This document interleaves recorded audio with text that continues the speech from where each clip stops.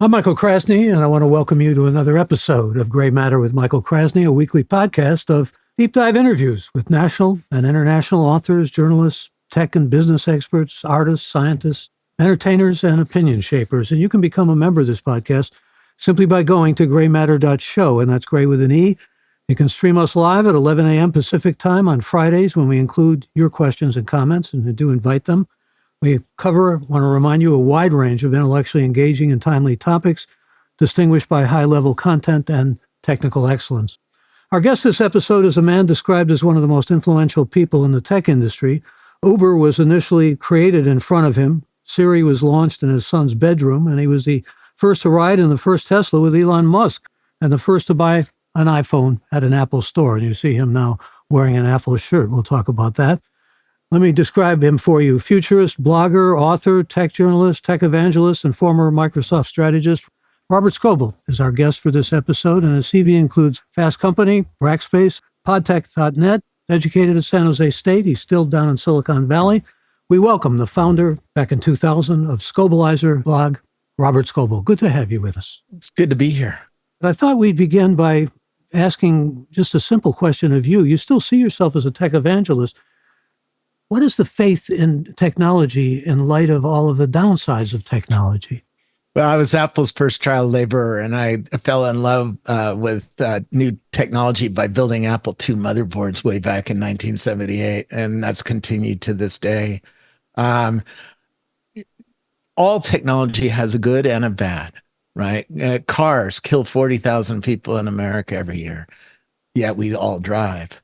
That's a bad and a good, right? And this new technology that's coming has a lot of bad, but it has a lot of good, and it'll save many, many lives. Well, I want to talk about both the good and the bad with you, and I like the way you frame that. But still, there are those who say faith in an evangelical way. I'm talking about your roots here a little bit, Robert.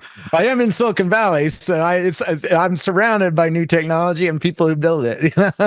A lot of those who have faith, though, also are concerned, as I know you are, about the consequences. And like you're a major supporter, I believe, are you not, about autonomous vehicles and Yeah, totally. what they call self-driving cars? And yet we're more accident prone, aren't they, at this point still? In terms of miles, first of all, with AI, that's the wrong way to look at it, because AI continuously improves and humans don't.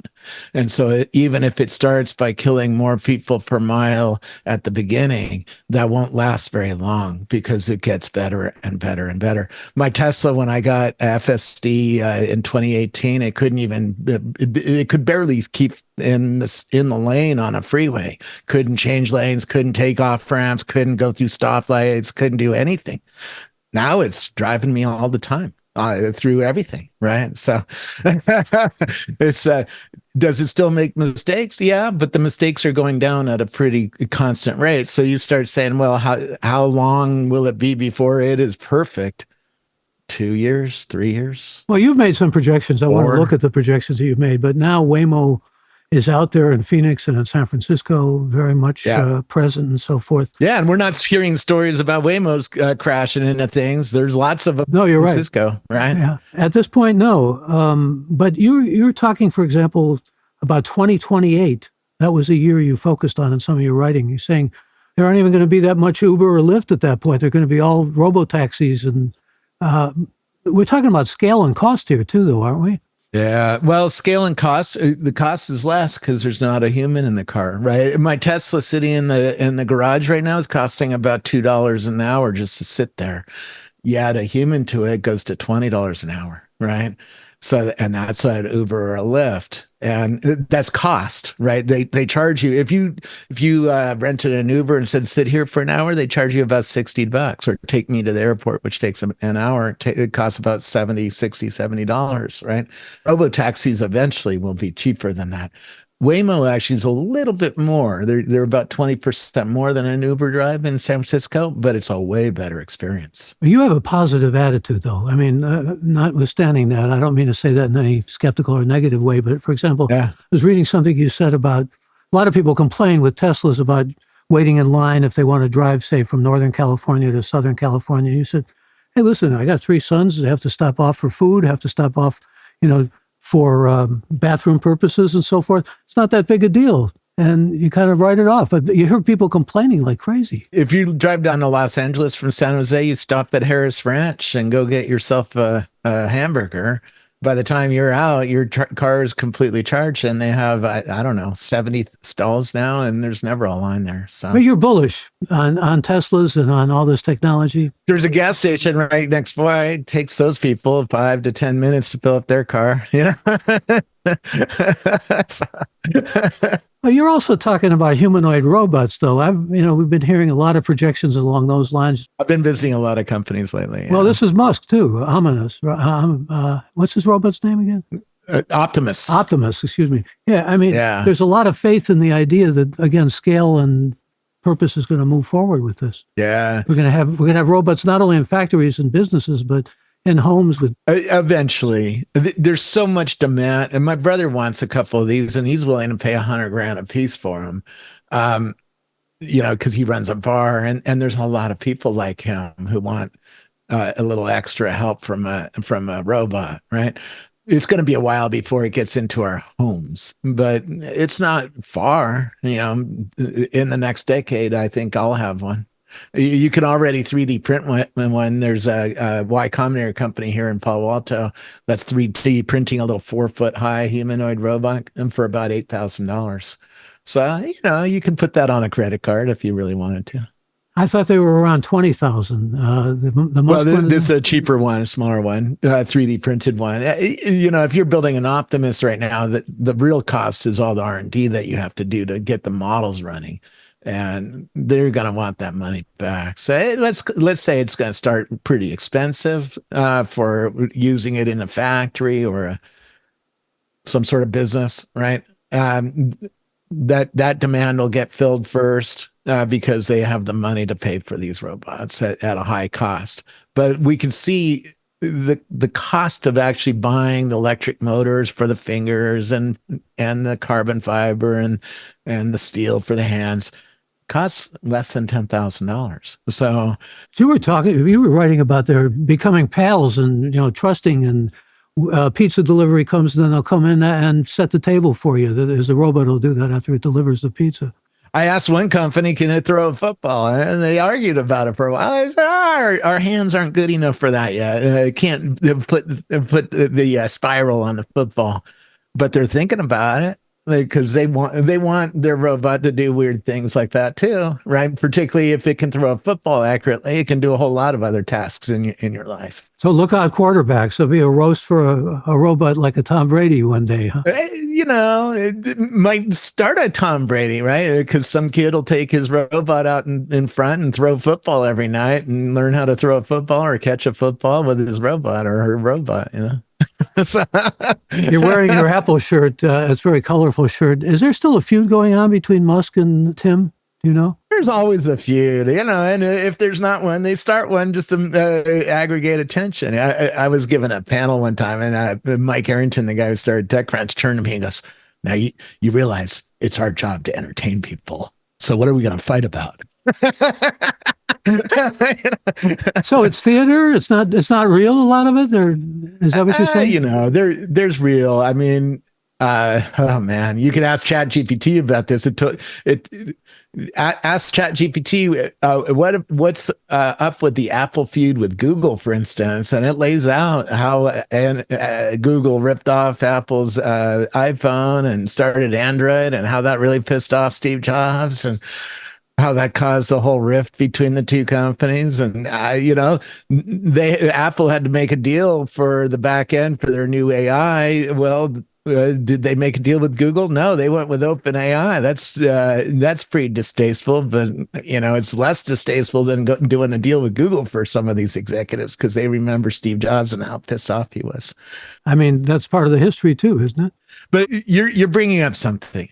We're heading to a world that is about to see a few paradigm shifts shifting all at one time. Robots are one example of this. Autonomous cars are going to bring change. Augmented reality glasses are going to bring change, and robots are going to bring change. And this AI stuff that's coming literally every few minutes is really changing. And that's something I want to really take up with you because you know a lot about it, and you can give us a picture of maybe what's in the future. I just was on vacation using it in the museums. It knew everything in the Smithsonian. It's crazy. You take a picture of like a tractor and it tells you about the tractor. I'm like, wow. Well, I've read some of what you've written about AI and transformation of urban areas. Let's talk about that initially, because that's pretty exciting and fascinating stuff, especially for cities. Yes. But if you have a population that's using autonomous cars, why do you need so many parking lots? So even MIT had a whole simulator to simulate a city years ago, 10 years ago, right? To simulate what would happen to American cities or Western cities when autonomous cars show up. How would that change the parking lots? What could you do with the parking lots, since you didn't need them as much, right? Stuff like that. Well, there's also the managing of traffic through AI. I mean, just a myriad number of things that we could look at.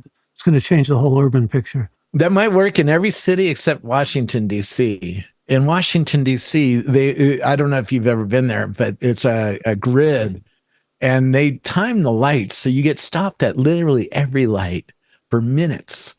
And there's always a camera at the intersection so the AI can watch you and go, are you about to go and do something naughty to the president? We might keep you at this stoplight a little while longer. Yeah, but look at the number of things we're talking about here, Robert. Energy use and public safety and optimizing traffic management, as I was alluding to before. I mean, there's just so much that can be done with AI. We're just on the cusp of that, really. Yeah. Totally are. And understanding where the potholes are, because as your Uber or Tesla or Waymo goes over the pothole, it can judge how bad that pothole is until the city, hey, there's a pothole is getting deeper an inch a day. It's about to get bad. So go fill it up, Yeah, you can't blame the mayors anymore for the pothole problems, huh? No, they'll know the potholes are there. And so will the citizens. They probably get a pothole report. In San Francisco, their potholes are deeper today. There's a lot of potholes here for some reason. We got more potholes than most here in the Bay Area. You know who does it right is Spain, man. When I went to Spain, the roads are so smooth. I was like, man, how come Spain can build smooth roads? And in California, we got rough roads. Well, you were in the better parts of Spain, no doubt. Spain can be pretty rough in parts too. Yeah, probably if you get on the cobblestone. But the interstates, the roads between the cities is freaking smooth, man. Those people know how to engineer things. Question on here. We'll take your questions. Robert from Los Angeles wants to know, what's new in quantum computing and its impact on AI development? I just started a list like 2 days ago for quantum computing, so I'm trying to figure that out myself. How real is this? Is this actually, are governments using it? Probably. Are big businesses using it? They're probably playing around with it, but I haven't yet seen it come down to the consumer level yet, where it really is, here's a service running on a quantum computer's way faster. Well, I was reading something you wrote about the fusion of AI and quantum computing, and it was fascinating because we did a podcast with Robert Pearl, number 74, for those who are interested.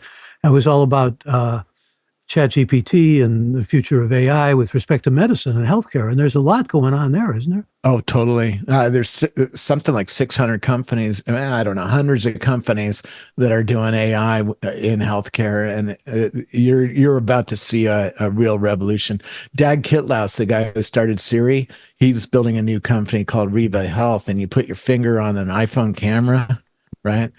And it tells you your blood pressure just by that, right? AI is looking at the color of your skin or underneath your skin with a standard camera. No change in the hardware, all software, right? All AI. All moving ahead with, as we said, also things like fusion of quantum computing. Yeah, but to answer your question about quantum computing, we all know that someday it's going to be faster than standard old digital computers, at least for some workloads.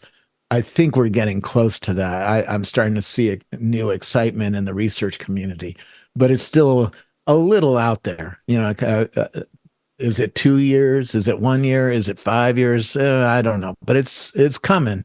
And when it does come, it has deep implications for our encryption and our security and a whole bunch of capabilities, right? So we need to start worrying about our data a lot more and our passwords, Well, right? I think you've said the one with the most, this is Yuval Harari's belief too, the one with the most data is going to win, right?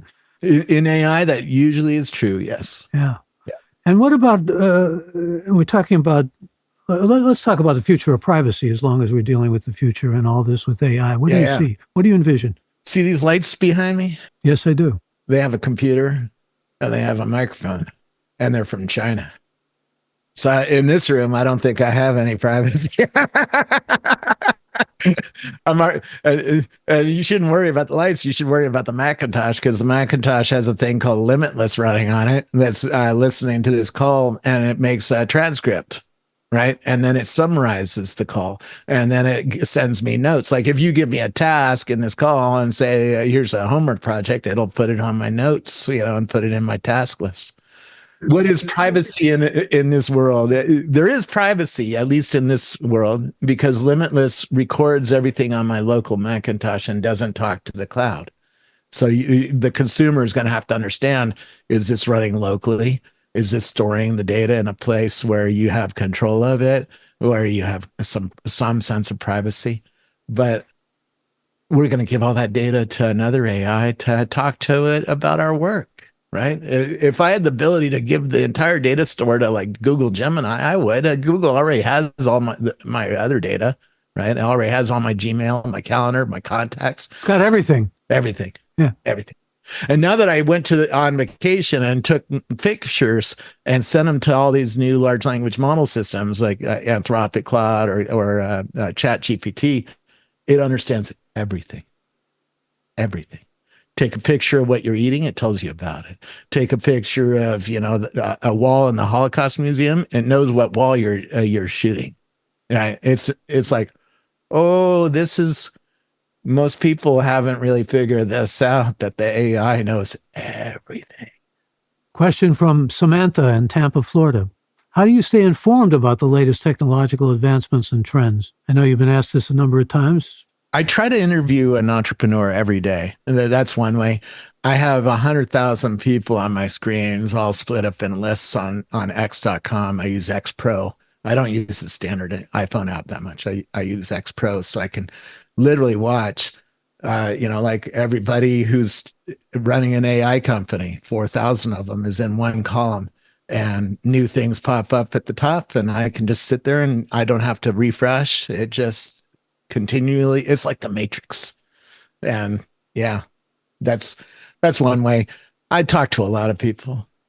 I go to a lot of events, and I'm blessed by being close to San Francisco, because there's so much happening. There's like 3 or 4 events every day in San Francisco. I could just disappear from the world and go to events, and that's all I would do. It's an embarrassment of riches. Yeah. And we've got some good questions coming in. I thank those of you sending in questions for your questions. Greg from Reno, Nevada wants to know, can you discuss a startup or new company that you believe is particularly innovative or disruptive? Ooh, that's an interesting question. Yeah. I mean, you're seeing Tesla being very disruptive and has been disruptive and is about to get even more disruptive. Small company, OpenAI is certainly the one that just keeps coming up to my head. That really did change the world. I talked to the 3 founders of Siri about OpenAI, and they said, Adam Chire, one of the 3 founders, he ran the biggest AI engineering group in the world at one point. And even he said he was surprised by how good OpenAI ChatGPT was when GPT-4 came out. So, that's the definition of me right there of disruption. When you get industry leaders going, whoa, that tells you something has changed. Well, you're kind of friendly with Musk. What do you think about all his doomsday stuff about AI? I've heard it. It's funny. About a year and a half ago, I was flying home from UK, and one of the top AI safety researchers sat next to me just by serendipity. And for 10 hours, he gave me the talk and told me all the ways that AI could harm us, up to existential risk. And I'm like, what are you talking about? How was AI, 20 years from now gonna go crazy and kill human beings? He was like, well, it's already better at seeing tumors in scans than doctors. And so maybe at some point it decides it doesn't need us anymore because it's better than us at everything. This is why my show is called Unaligned, because it might go unaligned. It might go anti-human and do something anti-human because it decides it doesn't need us. So there is a risk of that. A lot of that science fiction stuff, I think, I see it as mostly science fiction at this point, but that... It is. And what we're not accounting for is the AI is going to work with us to help make sure that the AI stays aligned. Right. And there's many people studying this. I have lists of engineers who are building this stuff. A lot of them are studying AI alignment or AI safety because they know that these risks are there. That's just a big, someday it could do nasty stuff kind of thing. But it can hurt our jobs, and it is. It can bring new capabilities to us that really change what it means to be human. And that's scary and can bring some real new problems. That's very scary stuff, yeah. And yet you've said, you've been pretty, again... Your humanoid robot's going to know about your sex toy drawer eventually, right? That's scary to people. Yeah. And a lot of other things that may be under the radar. Might help clean your guns. I asked ChatGPT to help clean a gun in Virginia because my brother has guns in Virginia. And it refused to answer the question, but I did get it to answer. You can fool it to answering the question. It knows the answer. It's just the AI safety people don't want to help the gun nuts out. Right? You mentioned jobs, though, and you're pretty positive about jobs, even with AI. Why? There's a lot of things to do. Even if all jobs ended right now, like gone, no more jobs. I've talked to rich people who don't need to work for money. And they say, I sat on the beach for 2 years and then they went back to work because a human being needs something to do. So we're going to invent new jobs, even if there is no job. Because sitting at home just listening to music or watching TV, it's fun for a couple months, but it gets boring after a while. You want to go do things. We're talking to Robert Scoble, and I'm going to go to some more questions in a minute, but I have to ask you. But there are a lot of new jobs coming. I hope you're right about that. I really do. Robots are going to... I'm going to have a little fruit trading business on my street with my Optimus. Is going to go around and collect all the fruit from all the trees and pay those people and, sell everybody some lemons or something. That's a job, right? There's going to be a lot of new metaverse stuff coming because there's new kinds of glasses coming. I just was at the Display Week show a couple of weeks ago, and they have new augmented reality glasses that are going to be AI driven. Well, what are you going to do in those? Sell costumes, sell art cars, sell land, all sorts of stuff. I'm speaking at a metaverse conference in a couple of weeks. So I'm thinking about that. There's all sorts of new jobs there. Digital twin not far off, says Robert Scoble. Did I show you my Vision Pro? When you put this on and you see the room around you, you're not seeing the room. You're seeing the digital twin.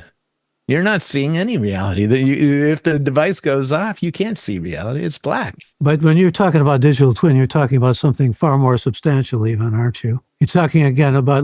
The Vision Pro has 6 cameras on the front of it, and it turns your room into a digital... It makes a digital copy of your room. It turns your room into volumetric pixels, billions of them all around you, which a computer is controlling. You're seeing, when you go to the Apple store and get the demo, and everybody should do it, right? It's a great demo. It's just a heavy device and it's too expensive, but it is the future. When you put it on the Apple store and you look around and you see the Apple store around you, you're not seeing the Apple store. You're seeing the digital twin of the Apple store. Digital twin of our homes, our apartments, our places. Everything. Yeah. Everything. Your hands. Not far off. It's here right now. I know it's here right now, but I'm talking about... If you have $3,500, you can have it today. every couple of days, I talk with this researcher from Unity. Unity is, they made the platform that a lot of video games are built on, but now they're building platforms for the digital twins of the world. And we talk about this a lot with Unity. Unity has an app. When you put the Vision Pro on, you can cut your kitchen in half, and the other half is your kitchen. And I see you in your kitchen, and you see me in my kitchen. And what's weird is I can walk into your kitchen and give you advice on the food you're making, right? Because we're moving around a digital twin of our house. Got it. Here's Michael, otherwise known as Uncle Mike. Hi, Robert. Thank you for all you do in the tech space. My question, are you familiar with the AI app FYI, founded by musician-producer William? If so, your thoughts? Will.i.am? I haven't seen his thing, so I'm not real familiar with that. I'll have to do some research. I have 5,000 companies on X.com, all AI companies and lists. And so it's hard for me to keep track of all 5,000 at this point. And they're on, and I put them on the list. 5,000 and growing, I presume, huh? Yeah, I just found a couple. One just came out of stealth this morning, right? So as soon as I see some new company, I put them on the list. Yeah. Here's Tim from Austin, Texas, wants to know what role, thanks for the question, Tim, what role do you think user experience design plays in the success of a tech product?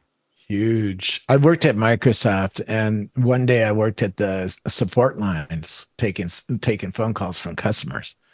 And I had to work with a customer who really struggled to drag an icon across the screen. It took me 20 minutes just to get her to figure out how to touch the button on the mouse and drag it across the screen.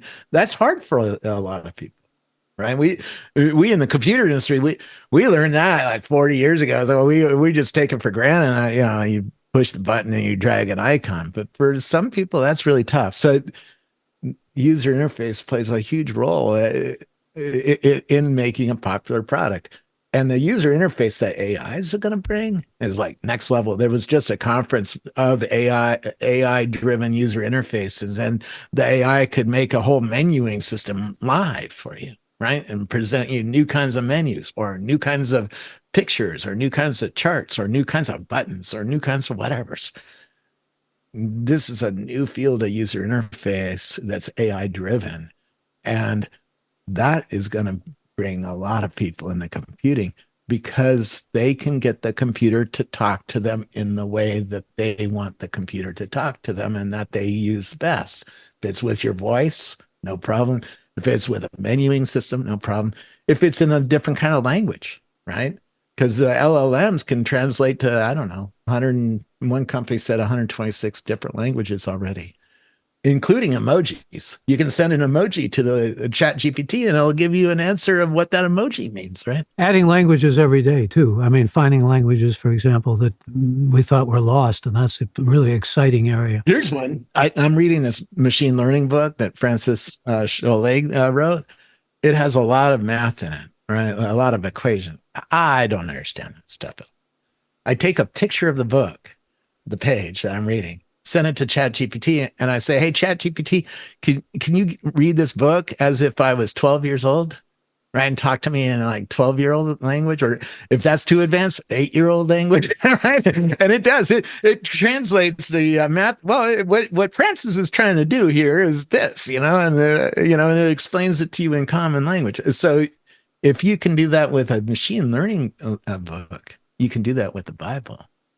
I tell a lot of people you can have AI help you read the Bible to start understanding the power of AI. Well, it can also help you read any book. Yeah, the Bible has a lot in it that some people say should be technically censored, or they're.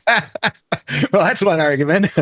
That's another story. I mean, there's more coupling and more, going on that level that there isn't many books. We could argue which Bible are we reading? Are we reading the King James or the New Testament, or some new weird thing from the Mormon Church, or The Mormon Church does have its own Bible. Good point. Yeah. Here's Manny from Richmond, Virginia, who says, "What role do you think virtual reality will play?" Boy, it's a big question, Manny, but thank you for it. Hear what Robert has to say. virtual reality will play in education and training. Huge. I mean, integral and instrumental is really what's coming to my mind. A company named Reflect in Germany showed me their augmented reality that they built for Mercedes-Benz for first responders. So the first respond, let's say you have a bad car wreck in a Mercedes-Benz and you're stuck in your car, the firefighter can use an iPad as they come up to your car to know how to cut apart your car to save your life without hitting more fuel lines or electrical lines and causing an even bigger mess, right? And they already have 40 years of cars done for the firefighters. All the Mercedes-Benz have this capability. And it teaches you in real time, right? It shows you on the car, don't cut there. Right? Or cut here, right? With your jaws of life kind of thing. So yeah, education is about to radically change. I mean, there's an app called Nanome in VR, which is for material scientists, chemical kind of people. And when I got a demo of this, they had the COVID virus blown up bigger than my house, and you could see the chemical structure of the thing, and you could touch it or put your head in it, or make it even bigger if you didn't have the ability to really understand it. And around me were 3 scientists who were joining me virtually, who were pointing out different things to me. Like, oh, check this out, right? This is how we're going to attack it with a vaccine, right? Or keep it from attaching the human body in this way, right? You can very quickly learn about chemistry or material science or anything pretty advanced very quickly because you're in VR and able to visualize this thing in a way that you just couldn't do with technology before. Yeah, I was reading something that you had to say, just comes to mind, about positive about video games, about one of your kids learning about the Civil War and expanding knowledge through video game. Yeah. That's, again, we get into the positive side. The negative side is you can get addicted to the video games, right? Oh, addiction is a problem for everybody. I mean, I'm walking around New York, everybody's staring at their phone, walking around, you know? I mean, it's neural pathways changing while you're doing that, maybe. We're all addicted. But he did know about we went to Antietam, which is the site of the deadliest battle in American history. And yeah, he knew everything about the field. I'm like, how do you know the name of this church? He's like, Dad, I play a video game here every couple of days with my friends. I'm like, oh, that's weird. So you learn the whole layout of this big place just by playing a video game? Wow, that's cool, right? Now, I said, I still bet ChatGPT knows more about the church than you do, and it did, right? You take a picture of the church and it tells you when it was built, when it was torn down, when it was rebuilt, when it was what's the historical relevance of that place, what actually happened there. It can recreate some scenes around it. And recreate, show me a picture of what this looked like in the Civil War. And it did. It sends you a picture of the battle going down right around you, right? Another question for you from Reed in Santa Rosa. Does AI have something to contribute to preventing cataclysmic climate change? How? Thanks for the question, Reed. Both good and bad. First of all, AI takes a lot of power. So are you generating that power with coal? That's real nasty for the environment. Are you generating with a solar panel? Oh, that's pretty good. Are you generating with a nuclear power? That's better for the environment, for the climate change, but it has a new mess to to take care of. You have rods eventually that you have to recycle or store forever, for a long time at least.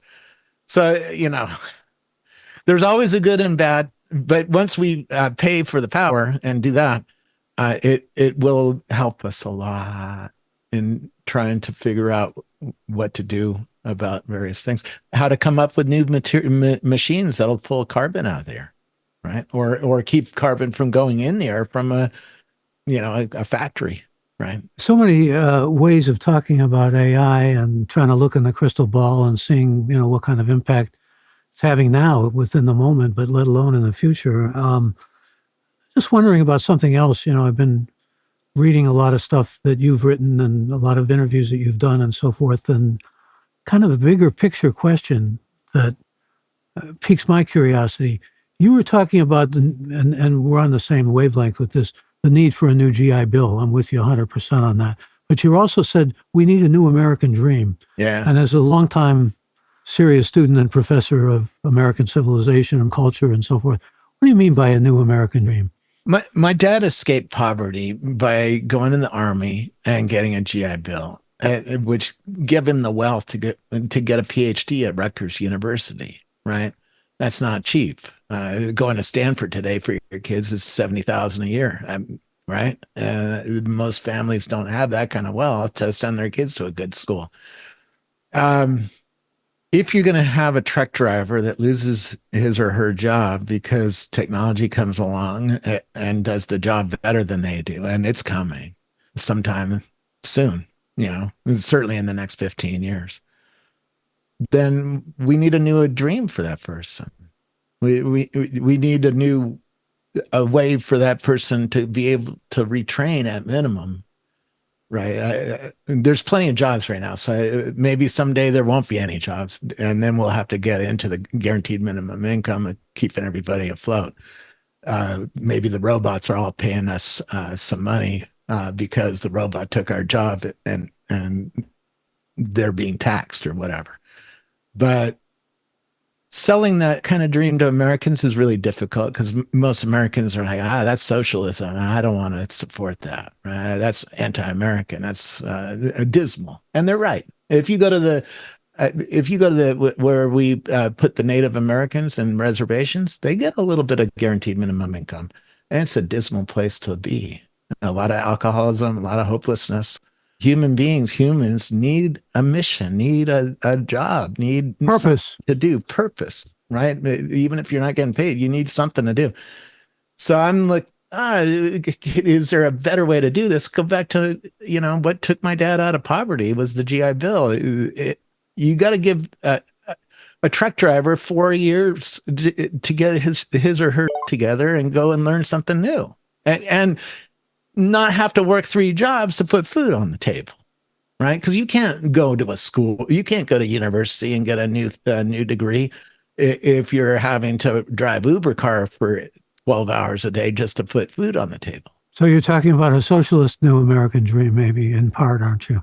Yeah, new. If our government was actually together and rational, that's what we would be pitching right now. It's or competent, yeah. Well, it's divided and not competent. There's a lot of problems and corrupt, but we need to have this discussion because there is a jobs problem coming for a lot of people, and they need a new shot at a new dream, right? Well, there was all this talk, especially by people like Al Gore, about the jobs that would come about as we move toward environmental revolution and being more environmental minded, jobs would proliferate and so forth. And the promise. There's a lot of things still to do, right? Oh, that's true. If you have a technical degree, you can start an AI company, right? But those are very technical jobs. It's not, how do you get a truck driver to get one of those jobs? That's you got to have a lot of motivation for change and a lot of time and a lot of money for that person to, even if they had the motivation, I need to get out of the truck driving business and into something, more technical, even make that person a plumber. It takes 3 or 4 years just to learn to be a plumber. My brother-in-law, he left an executive job, a tech executive job. Now he runs a glass shop. It took him 4 years to get all the skills and be an apprentice to somebody else, and then take the test, to get the license. It's not easy, right? Well, speaking about just this whole idea of a new dream and all, I was reading something about your friend. I think he's a friend of yours, Wozniak. Yeah. I mean, in fact, you might even tell that terrific story about $45,000 worth of Macintosh computers going back to your college days. But yeah, he just recently gave just his printer. The printer I'm sitting next to me is like a $70 printer. It's way better than his printer was in 1989. It cost $45,000 for a color printer to run Photoshop. There you go. Well, and that's what's going to happen with AI and everything else. I mean, we can predict that.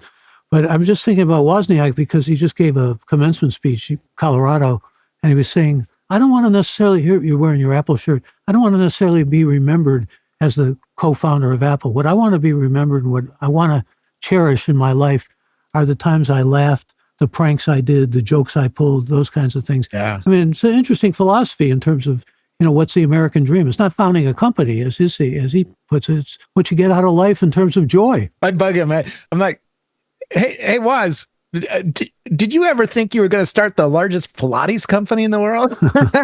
Which he did, right? Because Apple is the largest Pilates educator now, and they have a whole fitness service as part of, right?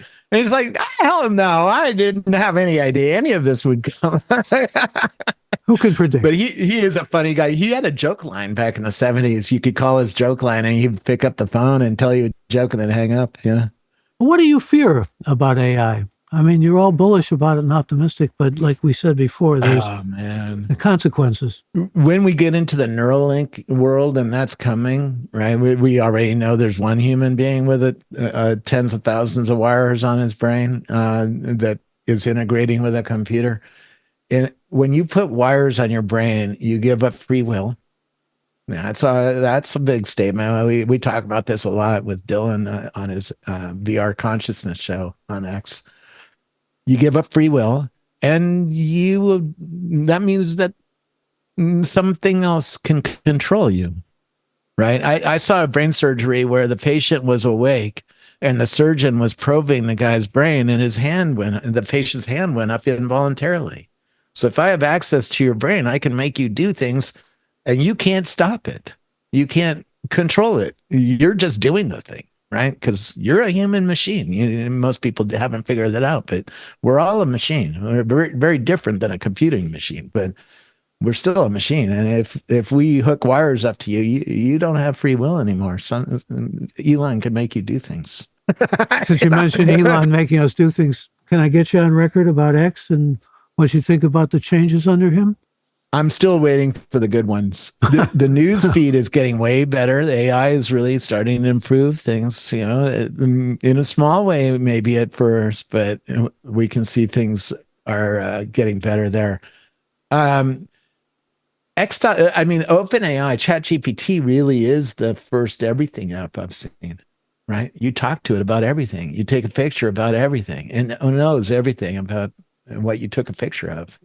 I took a picture of my Philly cheesesteak sandwich. By the way, it told me where to find a Philly cheesesteak sandwich in Philadelphia and find the best one, right? Because that was the question. Hey, ChatGPT, where's the best Philly cheesesteak sandwich in Philadelphia? And it was accurate and took me to a badass place. Then I took a picture of the sandwich and it told me, oh, yeah, you're having a Philly cheesesteak sandwich. That looks pretty good. I'm like, what? Did it ask for a bite? Well, more accurately, if you took a picture of somebody's soup, like I took pictures of my wife's friend's Iranian soup, it told me the name of the soup. It told me the cultural relevance of the soup. It told me how to say the name in Farsi. It told me what the ingredients were in the soup. It told me how to make the soup, all from a picture. What do you think? Let's get back to Musk for a minute. What do you think about his criticism of Apple with these store fees, the App Store fees? Everybody's going to hate paying 30% for their costumes or their art cars or their land or, the virtual thing in the virtual metaverse someday. We're already getting tired of paying 30%. This is going to be a big fight. The EU is going after Apple about this, right? And has a big stick to force Apple to change. So changes in the air, even for Apple, right? They just did a deal with OpenAI. OpenAI has a store to sell you GPTs. So did Apple just enable a new kind of store? I don't know. We'll see how that works out over time. So you keep up on all this. I mean, you make it your business, your life, really, don't you? I force myself to use new technology, like when I'm on vacation in the Smithsonian, right? How many other people, I met a lot of people, hey, did you know you could take a picture of this exhibit and talk to an AI about it? No, I didn't know. What? Right? Most people have no clue what is going down in this industry. Well, that brings up another important question. How do you educate the public about all this? I mean, there's a lot to learn here, really. It's a job for Apple, because Apple has stores and education, and they give classes, right? It's a real problem because how do you get people to consider an autonomous car? Ford had me go around America asking people, are you ready to get in a car without a steering wheel? Most people said no. One guy in Kansas told me, I'm a narcissistic control freak, and there's no effing way a piece of computer is going to drive me around. I got to be in control, right? So how do you convince that person to take an autonomous car? Google, by the way, head of R&D at Google told me, oh, we have the data to prove that after 3 rides, they probably won't drive again. I'm like, what? How do you know that? He goes, well, remember the little bubble cars? Like if you go to the Computer History Museum here in Silicon Valley, in the lobby is one of the Google bubble cars. It only went like 25 miles an hour, a little tiny car. I'm like, he asked me, why do you think we did that? I go, I don't know. Did you get a good deal on small, slow moving cars? What happened? He goes, no. When we gave the full size Lexus to employees, he told me they had the employees sign a contract that you would be fired if you took your hand off the steering wheel and your eye away from the road. And there's a camera looking at you, and there's a sensor on the steering wheel that senses you're not touching the steering wheel anymore. Sort of like Tesla has the same thing, right? This is an obstacle then, really, isn't it? I mean, in terms everybody broke the rule. Yeah. Everybody, executives and low-level employees, everybody broke the rule in 3 days. Yeah. So they said, oh, we have a new legal problem because back then, this was 10 years ago, the autonomous car wasn't good enough. It's sort of like Tesla's today. It still makes mistakes here and there. So you don't want people to take their attention off the road. You're helping the car drive, and therefore you're helping train the car how to fix problems. Your attention is needed for a little bit more time. But nobody was paying attention to the car, because it was so boring watching the car work. Because it 10 years ago it was pretty good. Now it's really, really good. You can take a ride in one in San Francisco, right, without a human in it. Keeps getting better, right? That's what AI does. It always starts worse than a child, right? If you watch the documentary on Netflix or somewhere about the team that beat the Go players, top Go players, that AI couldn't beat a child at first. It sucked, but it keeps learning. Eventually it beats the child. Eventually it beats the teenager. Eventually it beats the adult. And then eventually it beats the best human being. Yeah. Remember when it was losing those chess championships? I mean, in terms of playing world-class champions and simply not being able to, now they can beat them regularly, I think. AI can beat the chess champs. The guy who ran IBM Watson told me, what we showed you on TV is AI can beat the human at the game of Jeopardy. What we didn't show you is if you take human and AI, it will beat AI alone. Humans bring a little weirdness to the table. And once in a while, we see something that the computer that doesn't understand or get. And that's when we can add some extra sauce. Now, how long will that be true for? I don't know. But right now, that still is pretty much the case in many places. So what do you see in terms of the ongoing digital divide? I mean, there are a lot of people who won't be able to avail themselves of AI, won't be able to afford it, aren't educated enough. Yeah. How many decades do we got? The people making the glasses, Loomis from Israel comes to my house every year and shows me the latest waveguides that are coming in the glasses of the future. They know that they can build the glasses cheaper than they can build your cell phone. So if you can afford a cell phone, right? You got an iPhone in your hand or an Android phone. Well, the glasses should be cheaper than that someday. Right now, they have a lot of R&D costs that they have to recoup. So the cost is, this device costs $3,500. That won't be true in 10 years. You still writing books with Shell Israel, speaking about Israel? Not with Shell, with Irina Cronin. I've written a couple, and we're rewriting our spatial computing book. We wrote a spatial computing book before Apple shipped its spatial computer. So you collaborated on a number of other books, as a matter of fact. What's the name of the woman who is your co-author?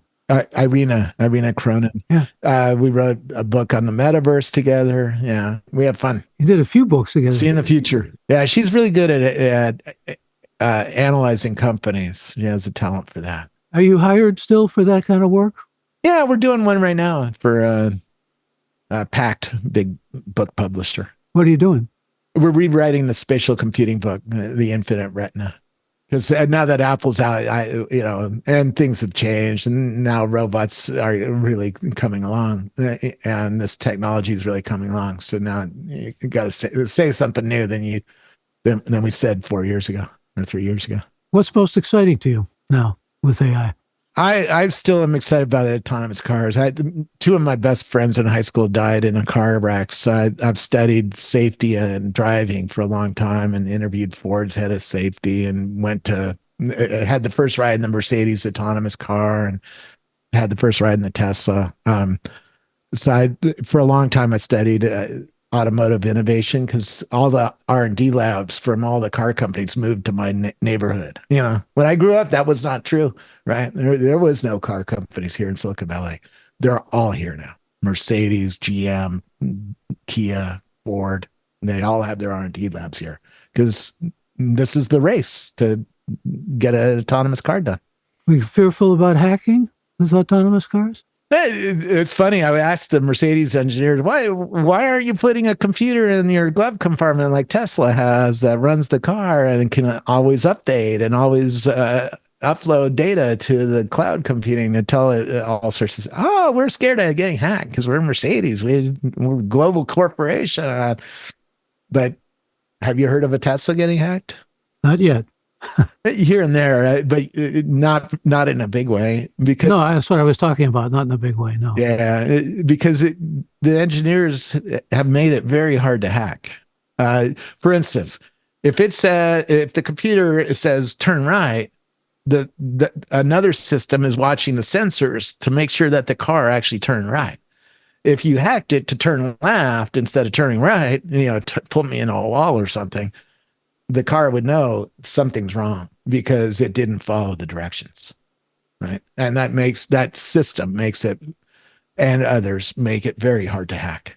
I said, by the way, before we began, that I wanted to get your thoughts about politics. I know you shy away a little bit from politics. You're in the tech world, but what are you talking about? I have the only pictures of the last presidential candidate sex scandal going down in a private jet. So I've had my fingers in politics. I'm being a little. Picture of Ronald Reagan is still is still hanging in the Republican headquarters here in Silicon Valley from 1984.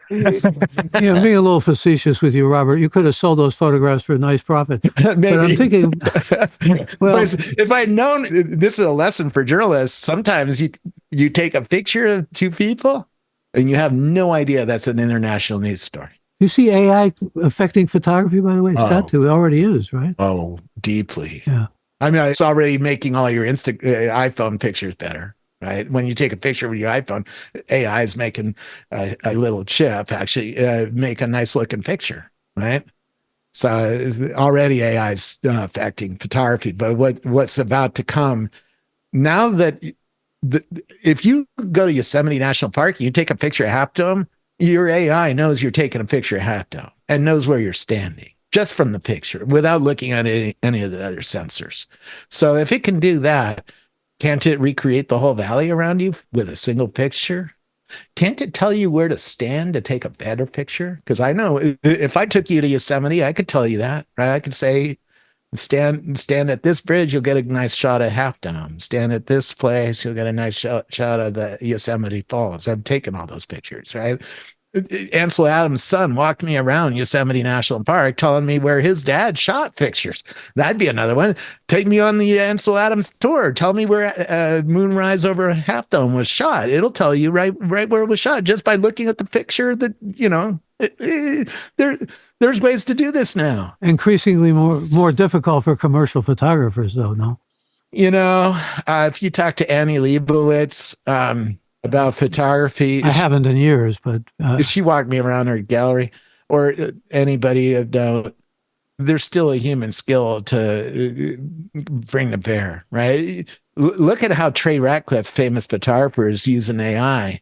He's getting better stuff out of AI than I do. Why? Because he's skilled at visual arts. He understands how to think visually and how to get a better image. And now he understands how to prompt these things. I know some AI artists who've done 200,000, 300,000 prompts of Midjourney. So those people know how to run the AI to get a really good image. I'm not that good. I wanted to say one thing about the debate last night, and then I want to hear what you have to say as a tech spokesperson. A few years back, when George W. Bush was running for president and Arnold Schwarzenegger, governor of California, I was asked to give a talk at the Stanford Medical faculty down where you are, South Bay. I was asked about politics. I said, you're not going to like what I have to say because I think Schwarzenegger is going to be governor and George Bush is going to be reelected president. I'm usually not very prescient about politics, but this is what I went on record as saying. Yeah. And the reason I said that was I believe there were two things that were instrumental in getting a president elected. One was perception of strength. The other was likability. Last night, we did not see perception of strength in Joe Biden. I mean, it's rare to see likability in Donald Trump. Even the MAGA people maybe feel differently about that. So when you have those two things going against each other, in my idealization of this, in my analytics, it's unique. Yeah. Hard to analyze. But if you had to say who's best for technology, Democrats, Republicans, I mean, you get arguments down there in Silicon Valley from both sides, very adamant, passionate. Yeah. Depends what business you're in, right? If you're in the more of the military side, you probably are like, let's go. Biden is in trouble. I didn't watch it, truth be told. I watched it on X. I watched what 100,000 other people were saying, and it was very convincing Biden is in trouble. But generally, who would you say, or which party, we've got a two-party system still, which party is more tech supportive or more tech-wise for that matter, as you say? They both have their pros and the cons, right? Even the Democrats, maybe they're better. I'm a Democrat. I like Democrats, but they f***ed up San Francisco. They didn't take care of the homeless problem, right? It's a Democrat-run state. It's a Democrat-run city. It's a Democrat-run county. You can't lay that blame on what's going on in downtown San Francisco on the Republicans. Okay, so, just wanted to hear what you had to say, and I thank you for that. Yeah. Politics, I'm trying not to be tribal about politics anymore. I've been on both sides of the tribe. So I learned church. I learned TV in a church. I was Republican for a decade, right? Pretty conservative. We got many people down there where you are in Silicon Valley, especially in the tech industry, who say, I'm not a Republican, I'm not a Democrat, I'm a libertarian. And libertarians are great for the world as long as you have the biggest gun. Let me leave it there. I want to, first of all, thank all who joined us for this live episode of Gray Matter with Michael Krasny, which you can listen to live every Friday at 11 a.m. Pacific time or on Apple, Spotify, or on our website at graymatter.show. If you haven't yet become a member of this podcast, I invite you to join by going to the website, graymatter.show, where you can find all the previous episodes of Gray Matter with Michael Krasny. And again, that's Gray with an E. Also invite you to mail any reactions or suggestions you might have to me at mkrasny@graymatter.show. And thank our Gray Matter with Michael Krasny team of Alex, Shannon, Chad, Kevin, Colin, Jeff, and Colleen, and Tanya. And a special thanks to this week's guest, Robert Scoble. Good to have you with us, sir. Thank you. Thanks. You're a pro. Thank you. You've done this a few times. Just a few, yeah. And so have you. It shows. Really enjoyed talking to you. Thank you. Thank you so much. I'm Michael Krasny. Bandwidth for Gray Matter is provided by CashFly at CACHEFLY.com.